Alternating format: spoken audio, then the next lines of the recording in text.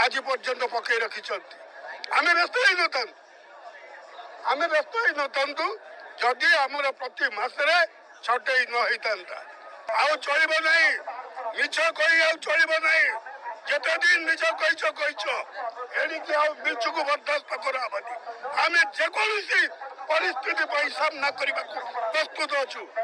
कौन करेंगे चाकरी खाइबे ए 70,000 कर्मचारी परिवार तुमको भी चाकरी रखई देवेनि यही संकल्प नहीं आज आम लड़ाई करूँ।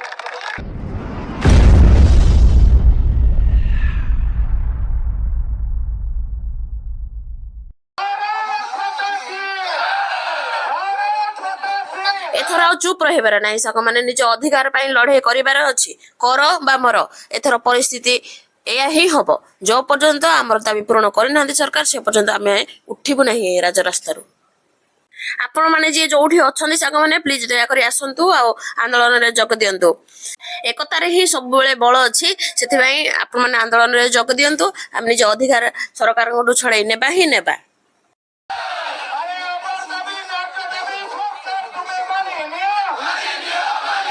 आपण जानती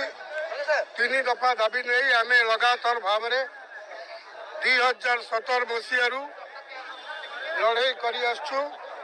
आपण समस्ते जानती जे राज्य सरकार विभिन्न समय आमको विभिन्न प्रकार प्रतिश्रुति दे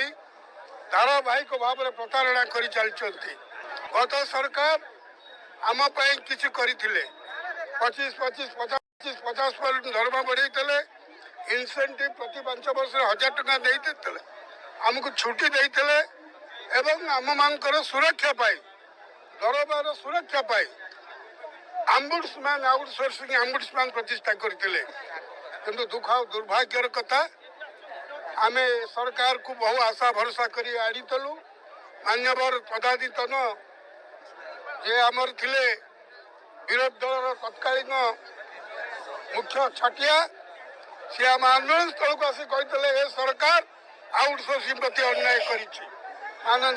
मोहन माझी या भाइराल हो किंतु आसला पर आम उपर अत्याचार अधिक बढ़ाई प्रति मसरे 100 पिला को छटई कर निष्ठुर निर्लज भाव एवं गत वर्ष यही मार्च मास 26, 27, 28 तारीख आम जो आंदोलन कलु 2 जन विधायक आसी कहले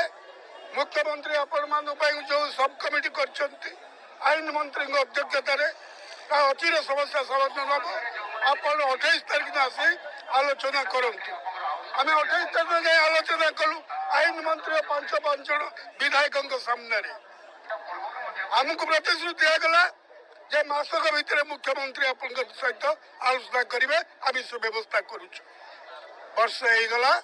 मुख्यमंत्री धरा छुआ दौना मेला महोत्सव घोड़ा नाच पाला धसकाड़िया को जाऊँ किंतु ओडिशार 70,000 कर्मचारी और 3 लाख 4 लाख परिवार को अति हीन हेय अवास्तव अप्रांत उद्भट मानसिकता आज पर्यंत पकई रखिंट आम व्यस्त ही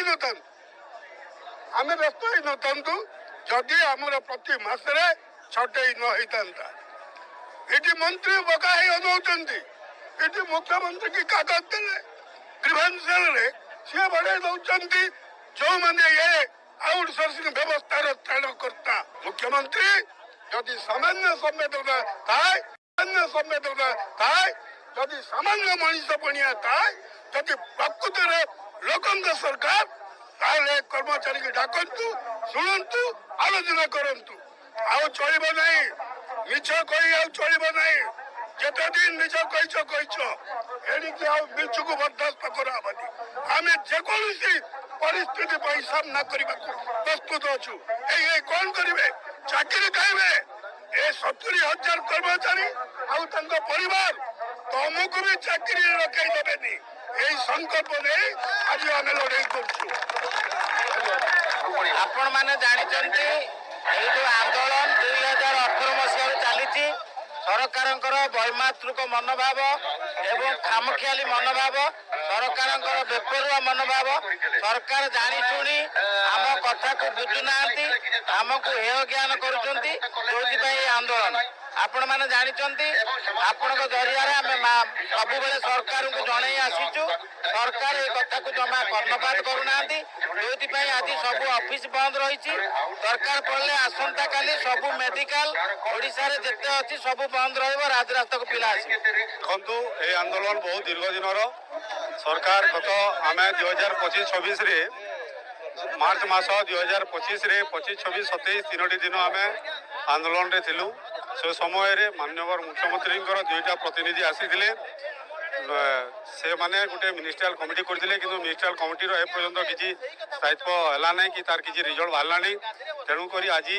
ओडिशार समस्त ब्लॉक रु अणुकोणरू हजार हजार संख्यार आउटसोर्सिंग कर्मचारी आमर आसिकी आज प्रतिभा सभा करुँच। आमर मुख्यतः तीनोटी दाबी, प्रथम है स्थायी नियुक्ति, द्वितीय डेली वेजेस और आउटसोर्सिंग कर्मचारी मानकर जो तारतम्य अच्छी दूर करवा, तृतीय जो छटे होता कर्मचारी मानकर पुनः नियुक्ति, ये तीनोटी दाबी को लेकर आज ओडिशार प्रत्येक ब्लॉक रु प्रत्येक अनुकोणरू हजार हजार आउटसोर्सिंग कर्मचारी कार्यालय गुड़ाक बंद करी आज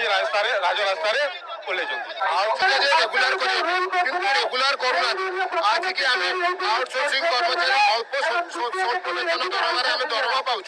आम पेट पाटना आज राजरास्ता बोलू सार को निवेदन करम कथा बुझा जाऊ और समस्त आउटसोर्सिंग कर्मचारी को रेगुलर करा जो मैंने छटे करे भी पुनः नियुक्ति दि जाऊ। आउटसोर्सिंग कर्मचारी को रेगुलर करा जाऊ, जति स्वल्प वेतन पाए रेगुलर समस्त करा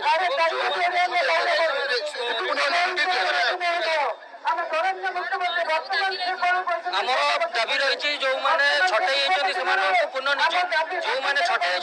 पुनः नियुक्ति दि जाऊ एवं आमर जो डेली वेजेस आउटसोर्सिंग जो दरमा जो जहाँ मिलूँ से बंद करमती आम सरकार कर्मचारी जमी पाँच से आमर दरमा से मिलू।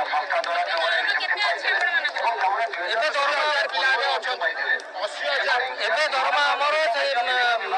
15,000 अच्छी, किंतु यही कम को सरकारी कर्मचारी मैंने 30 ରୁ 35,000 दरमा पाँच।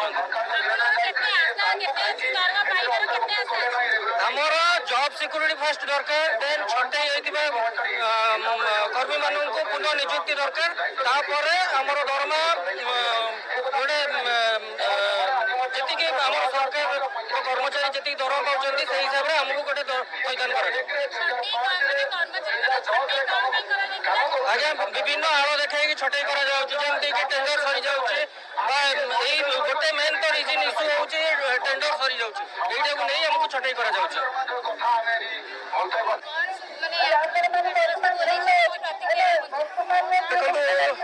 रोहित कुमार नायक भुवनेश्वर आसी तेणु आम पूर्व सरकार को जनइलु जे आम मार्च मास 10 तारिख में आम आंदोलन को लेबू, जोटा कि शांति प्लेसर विधायक अच्छा बाबू सिंह भाई और ईराशीष आचार्य से आसिक आमको बुझे नहीं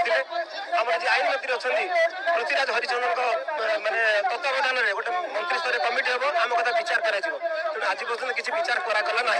जहाँफल कि आम आज आंदोलन को ओहरिया बाध्य हेलु। तेणु आमर मुख्य दाबी हूँ विगत दिन मानक जो पिला जो दफ्तर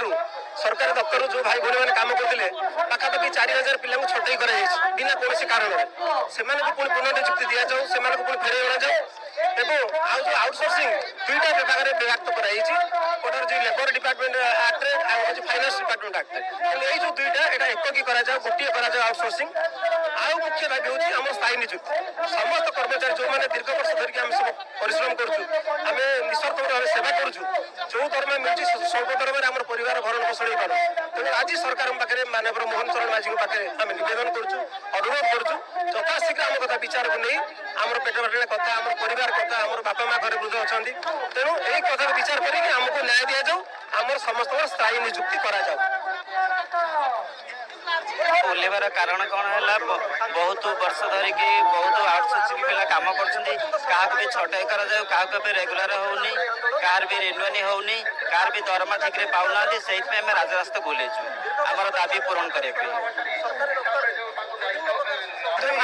आंदोलन 2018 मसीह विगत सरकार किसी दाबी पूरण होता सरकार जे आम बर्तमान जो मुख्यमंत्री पूर्वतन विरोधी दल नेता थे ये लहरी प्रेम चाषी कहते आउटसोर्सिंग मानक ଯେତେ ଦିନ ମାନେ ନ୍ୟାୟ ନ୍ୟାୟ ଦିଆହେଇଛି ରେଗୁଲାର ନ୍ୟାୟ ଆମେ ଆନ୍ଦୋଳନ କରିବି କିନ୍ତୁ ଆଜିକାର ମୁଖ୍ୟମନ୍ତ୍ରୀ ଯେ ଲୋକଙ୍କ ମୁଖ୍ୟମନ୍ତ୍ରୀ ତାଙ୍କୁ ନ୍ୟାୟ ପାଇବା ପାଇଁ ବହୁତ ଦୂରରେ ଆମେ ଆଶା ରଖୁଛୁ ଯେ ଆମେ ବାରମ୍ବାର ଆଜି ଡେଟ୍ରେ ବାରମ୍ବାର ପ୍ରତ୍ୟେକ ଦିନ ପିଲା ଛୋଟ ହେଉଛନ୍ତି ପ୍ରତ୍ୟେକ ମୁହୂର୍ତ୍ତରେ ପିଲା ନିର୍ଣ୍ଣୟ ହେଉନି ବର୍ତ୍ତମାନ ତେଣୁ ଆପଣ ମାଧ୍ୟମରେ ମୁଖ୍ୟମନ୍ତ୍ରୀଙ୍କୁ ଆମେ କହି ରଖୁଛୁ ଯଥାଶୀଘ୍ର ଆମକୁ ଡକେଇ ଆମ କମିଟି ଡକେଇ ଆନ୍ଦୋଳନ ଆମକୁ ଆଲୋଚନା କରନ୍ତୁ ଆମ ଯେଉଁ ତିନୋଟି ଦାବି ଛଟି କର୍ମଚାରୀଙ୍କୁ ପୁନଃନିଯୁକ୍ତି ଏବଂ ସମସ୍ତ ଡେଲି ୱେଜେସ୍ କର୍ମଚାରୀ ଏବଂ ଯେଉଁ ମନ୍ତ୍ରୀ ବିଷୟ ଯଦି ୟୁନିକ୍ କରାଯାଉ ଏବଂ ଦୁଟା ଭିତରେ ଆମେ ମିଳି ଯାଉଛୁ ଆଉ ଯଦି ଧାରଣା ଗୋଟେ ପଦ୍ଧତି ଭିତରେ ଧାରଣା ଦେବା ଆନ୍ଦୋଳନ କରିବା ଆମର ଯେଉଁ ଆଭିମୁଖ୍ୟ ଆମର ଦାବି ଦେବା ନିଶ୍ଚିତ ଭାବରେ ଏକ ନାଗରିକର କର୍ତ୍ତବ୍ୟ ଆଉ ସଂଗଠନ ତରଫରୁ ବାଧ୍ୟ ହୋଇକି ଆମେ ଧାରଣା ଦେଉଛୁ ଏବଂ ଦାବିପତ୍ର ସରକାର